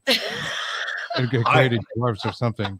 I'm not going to get any smaller or taller. I'm saying, I'm past that point. Now, but, we can't have shrinkage. We're going to take that right out of the equation. Dude, that's what he meant. I don't know. Or that's what you meant. I mean, Leah says it's how they move themselves. They would be so Every still. They would go faster than the speed of light, becoming timeless. Right. Yes. Right. Interesting. Says, you can, however, as a remote viewer, see certain moments in time and move throughout the past and future this way. Is one of the ways I read. And you're right, Leah. You can remote view any time frame. It doesn't matter. You can go past, present, future. It doesn't matter. Okay. None of this is possible if you look at quantum by itself or the modeling of the quantum state. But if you look at tachyons and its interrelationship with the construct of our reality, it all becomes possible. E = I, tachyons is the state of consciousness. It's the energy of consciousness. And it's the field of consciousness. Okay. I'm going to throw this out here, not just because I'm another pretty face, but well, you are. But you are, my friend. But I've been working on my latest ghost investigating equipment. This is my gun here, my rifle, and it has a laser thermometer. I don't know if that's plugged in. No, it is. Yeah, there we go. I'll show you. Okay. I'm Ladies- sorry now. Cool. You and just it has- blinded 3,000 people. Thank you. okay, all right. I'm kidding. Accidents will happen. Anyway, so it has 3 different light sources transmitting. It's one of the most powerful and multi-lighted device I've got.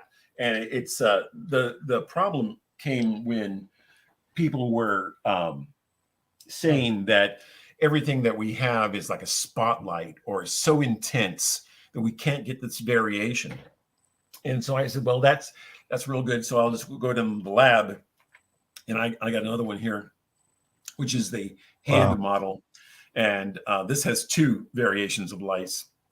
Again, it gives out the soft ambient feel in the room. So when something comes in, you don't have to like line it up and get it, straight in front of it or whatever. So this is just some of the new stuff that I've got out now that I'll be using. I haven't even tested it yet. When do you plan on going out in the field and using it? Well, as soon as the weather eases up a little bit, I like to get it. I like to go outside when it's above 40 degrees. So at night. So, Right. So it'll probably be this week. I'll get it out. I've just cleaned up my office and get everything remodeled. So will you film it? So maybe. Oh yeah, sure. I can film it. Yeah, see it, please? yeah. I'd love to have you back on and show us the results. And Yes. Yeah. When we wanted to get into like exorcisms and that kind of stuff. We never even got there yet, but We're we're at the- running out of Oh, time. I'm sorry. Are we out of time? Oh, We got to God. save it. If you don't mind, Okay. maybe we can Oh, wait a minute. pick up this Come conversation back. soon. Yes, Yeah. here we go. Joshua had asked this. Yeah, So it said- Exorcism Live. Yeah, the exorcism that the movie was made from happened here in St. Louis, not very far from where I'm at, where I live, and it was made The national. real exorcist story. Yeah, the real People don't exorcism. understand. I guess we can at least talk about this. People don't understand the Exorcist movie was inspired by a true story, and it was not, a girl. It was a boy, and it's actually a little bit more horrifying, I think, than the movie The Exorcist, which scared the crap out of people for decades. And That was pretty my very first horror movie. Yeah, I have to say, I think I was 8. It wouldn't be. Oh yeah, I should have never watched that. yeah. I think mine was the 1930 version of Frankenstein, and then it went to Rocky Horror Picture Show, and after that, I was just like, yeah, I can live without this. But anyway, yeah, it really happened here, and the Jesuit Society here handled that case, and Oh wow. and Father Bowdern was the exorcist, and right. he investigated it, and he wrote to the Vatican, and the Pope actually gave him permission to go ahead and become the exorcist for that. Mm-hmm. And what's really funny is Father Halloran was just a young father, and he was like the chauffeur to Father Bowdern. And when they go to the house originally, Father Bowdern goes, "Okay, well, I guess we can go upstairs and get started." And Father Halloran goes, "Get started?" And he goes, "Yeah." And so he puts on the sash and pulls out the Rite of Exorcism book, and they go upstairs, and Father Halloran goes, "Well, I don't know if I was prepared for this." I can imagine. That's terrible. And that's how it all starts out. Wow.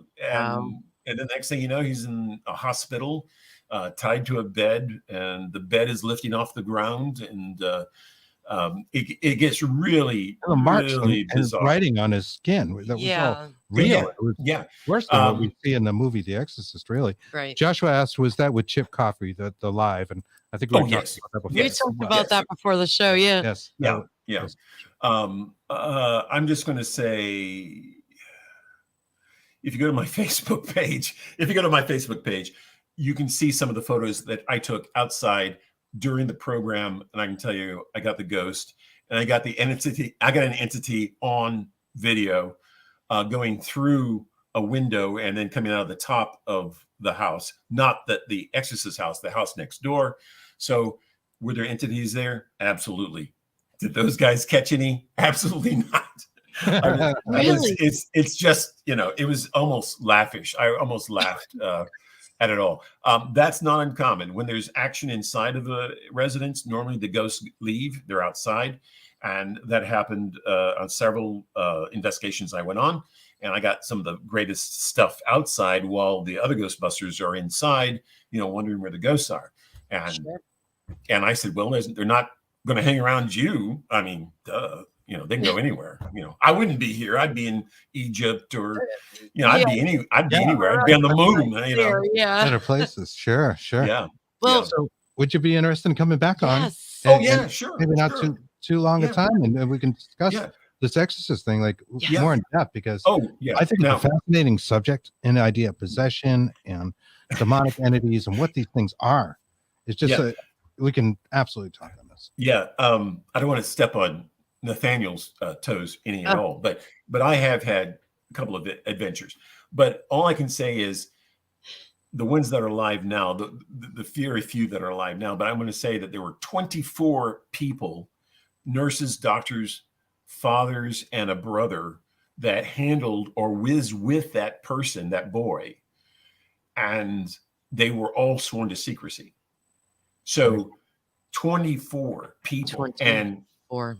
and no one ever said anything until Father Halloran, way up in like Iowa or someplace. He was in some church up in Iowa or something. Anyway, he was getting older and said, oh yeah, I did an exorcism one time, and that was the Blatty book and movie that came out. So right. And the girl who played in that movie was from St. Louis. She was on Scariest Places. I worked with her. She was anyway, I'll think of it in a second. I don't know, but everybody's saying excellent show, and please come back. Oh, anytime you guys absolutely. We'd love to have you on. Like, we can talk about anything, and it's always fun and very interesting to our audience. And we really appreciate it, But I'm trying very hard, because like I said, I'm the old guy in the room now. I'm trying to keep up with the 21st mentality on progress, where we need to go. Okay, where does ghost hunting, consciousness studies, where does it need to go? Yeah. And if people are still thinking in the 20th century, no, you're way too late. You're not going to make it. So so anyway, I mean, I don't argue. I discuss a lot with psychics, mediums, clairvoyants, tarot card readers. I can't do any of that, but I'm a physicist. I'm a psychophysicist, down the road.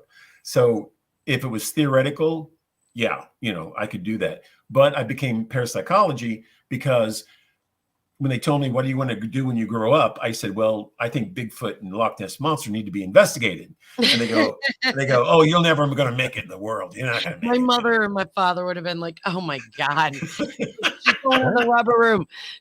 Right. But, so was quicksand when we were growing up. Yeah. Oh, yeah. Linda Judd asked, what was the name of that book? Yes. Book. Yes. Blatty's? I'm sorry. I'm not sure. The Exorcist was a book. Blatty, I think was it William Blatty wrote the book of The Exorcist, and they converted that into a screenplay and then the movie. Right. But, I'm not sure if you had mentioned another book. Yeah, but he was at a lecture that one of the priests from St. Louis gave out in Connecticut, or maybe it was at Yale or at Connecticut, and he took notes, and that's how he came up with it. And all he did was change a few names and some circumstances, and it was virtually exactly what the priest reported. It's just an amazing, mind-bending story, because it really is. It is funny you mentioned the number 24, because I actually have it on the board here. This is me. I have a clip, spirit box clip from Kristen's house. I just said it, which is old and kind of haunted, and we laugh about that. And she happens to, I'm not going to mention her street name, but it's 24 of that street. Great. Here's the clip. How many are here besides Kristen and I? How many consciousness? 24. 24.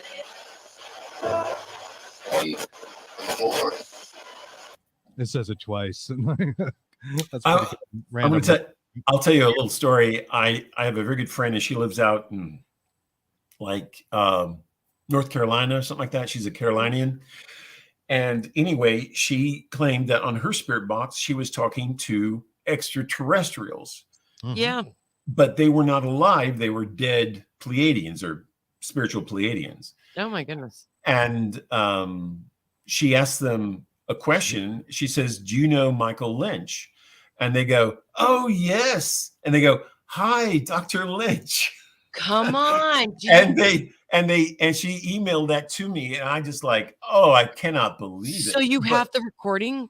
Oh, she does. She sent me a copy of it, but That it's not, I mean, so it's not really cool, but it's really funny. They knew exactly who I was. Mhm. And of course, back in the, they do. They're telepathic. I mean, strange. It's a strange thing because we get, they know us when I'm going to give us a little quick plug. If you look for Dark Horse Paranormal on YouTube, you'll find our page, and it's actually an opening of me video. It's very short. That when you click on the page, it goes there, and it plays that spirit box, and it says both of our names actually. Yeah. It says Kristen and Chris, and you'll hear two examples within a few seconds of going to our page of it saying our names, and we wonder, like, how do they know? They read you or something. They just know. You just have to remember that this is my very first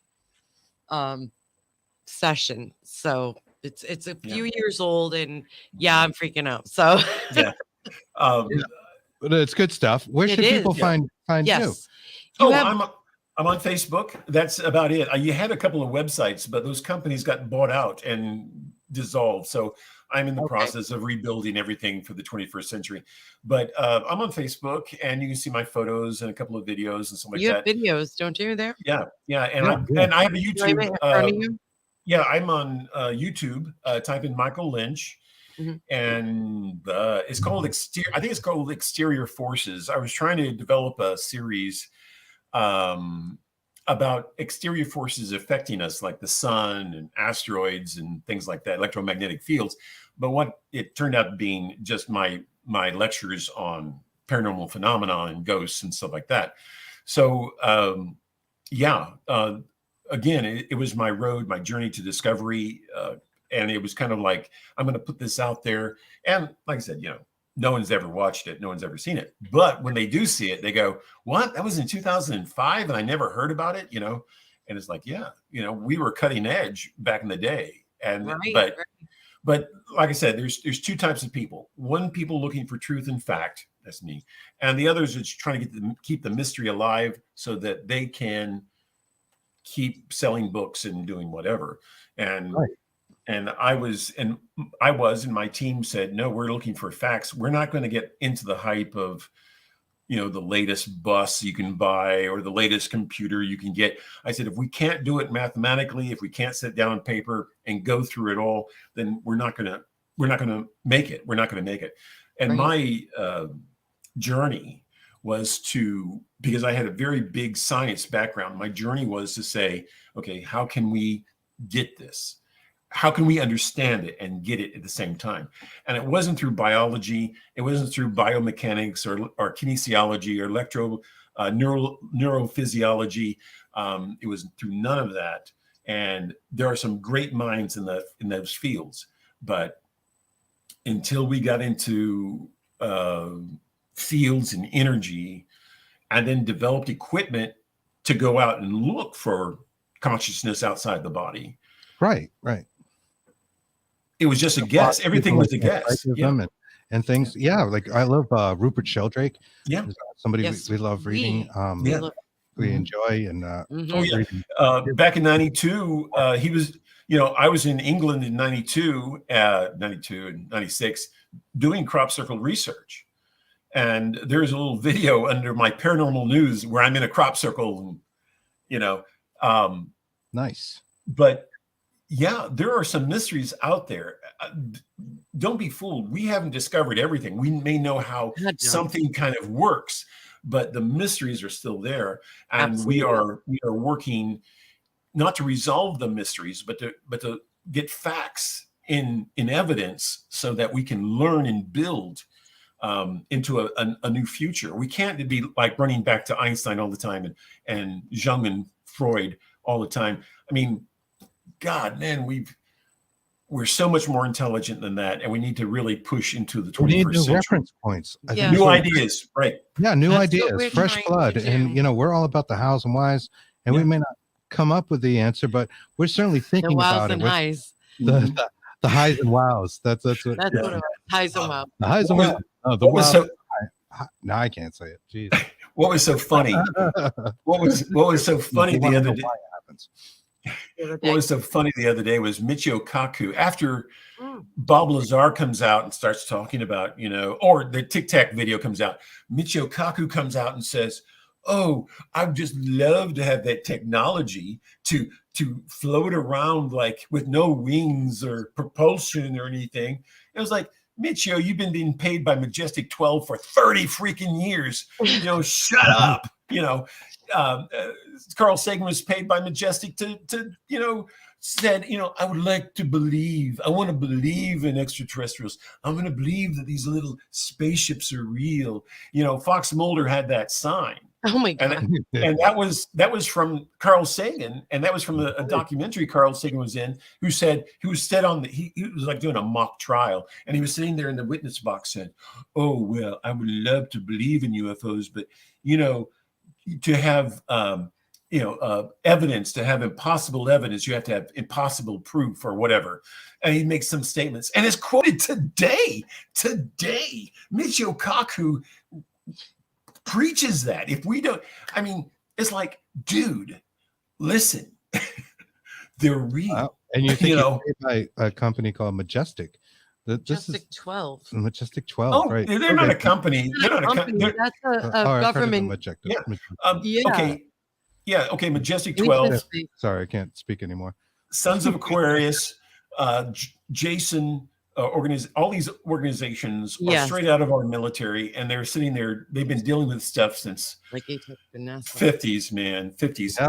Luis Elizondo was a okay. If Goebbels was alive today, and everyone said, "Oh, Goebbels, give us the disinformation on Hitler," because Goebbels was his PR guy. Mm-hmm. Propaganda guy. Sure. Propaganda, right? Well, that's what Luis Elizondo is. Do you think Luis Elizondo is going to come out with stacks of NDAs that he can't talk about and say, "Oh, I'm going to disclose something"? It's like, no, dude, you're the worst guy in the field. Oh my God, you got to come back because we have to. We have to touch on this because I've got a Tom DeLong thing to tell you about. I've got God. Let me Exorcisms. Go. Oh, okay. And Chris Mullen. Okay. Oh, yes, we know. Okay. His family is like the Rothschilds. Okay. They are super wealthy. And for him to get on television and tell me, Dr. Michael Lynch, that he never opened up all the buildings on Area 51 with his clearance. His clearance is next to God. Okay. His dad got him that job. He was in the know. There was nothing. Oh, Luis Elizondo says, "I think we have metamaterials lying around." Well, big whoop. We've had that since Cape Girardeau. Chris Mullen. I've heard Linda Moulton talk about some of that materials. I think. Oh yeah, Bell's parts, Art's parts. And, okay, none of it can be made on the planet. None of it. Exactly.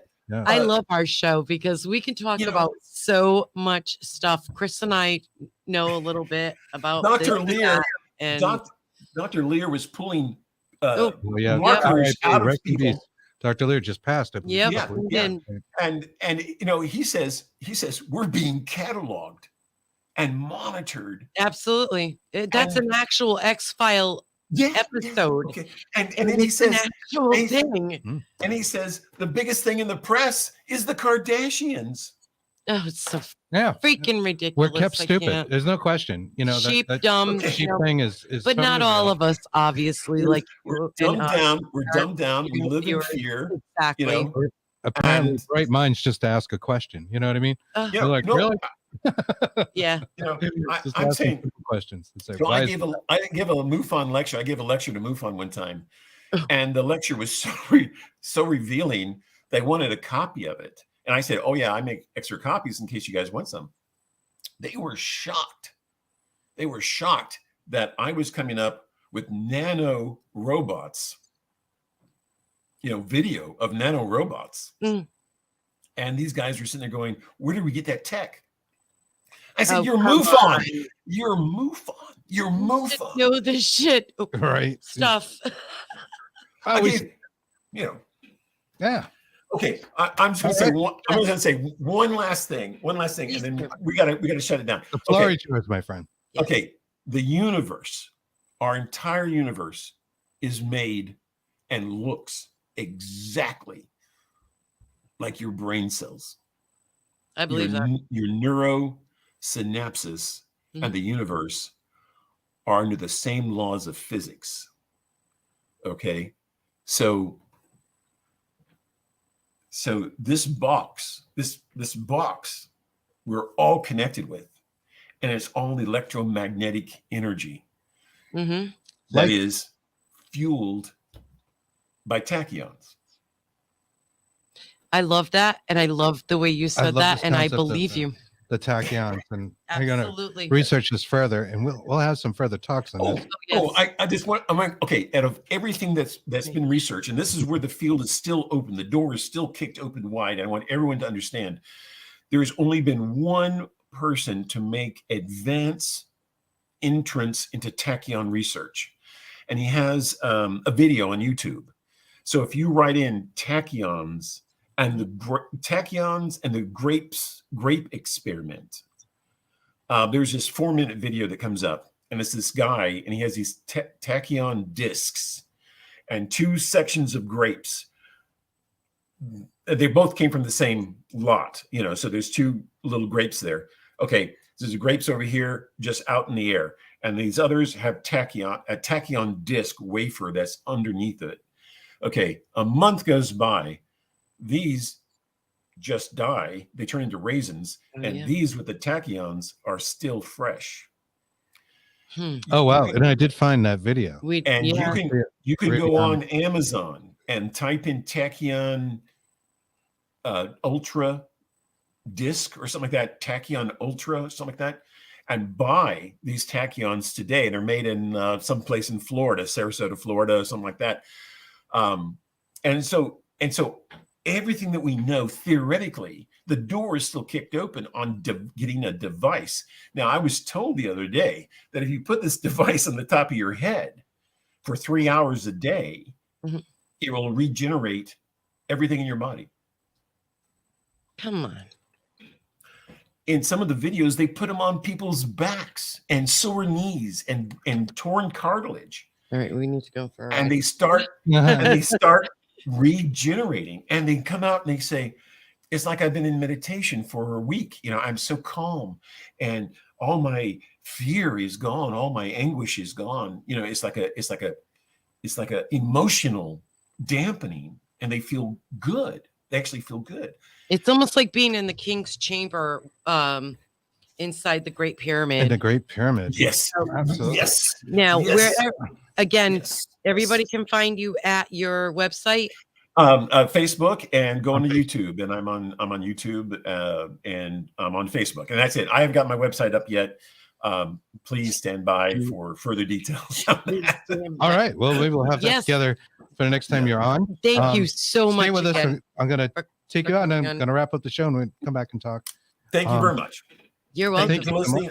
Thanks the audience for participating. It's like you said, we need new ideas for a new century, and we don't want people to be shy. We want them to get involved, to become progressive, and then that's how we're going to, get out there. I mean, push the boundaries. Yeah, push some boundaries. Reference points. How are we ever going to have new reference points if we're going back? That's 100 or more years, sometimes in some cases, with our physics. Well, we're trying it's certainly Newtonian physics, and it's ridiculous. Oh yeah. But thank you so much. Thank you. With us. We'll be right with you. Right back. And I'm going to wrap this up real quick because I have to pee. No, I'm going first. I just wrote it. I'm going first. Thank you guys so much for being part of our show. We love you guys, and if it weren't for you, we really wouldn't have a show. So we really appreciate it.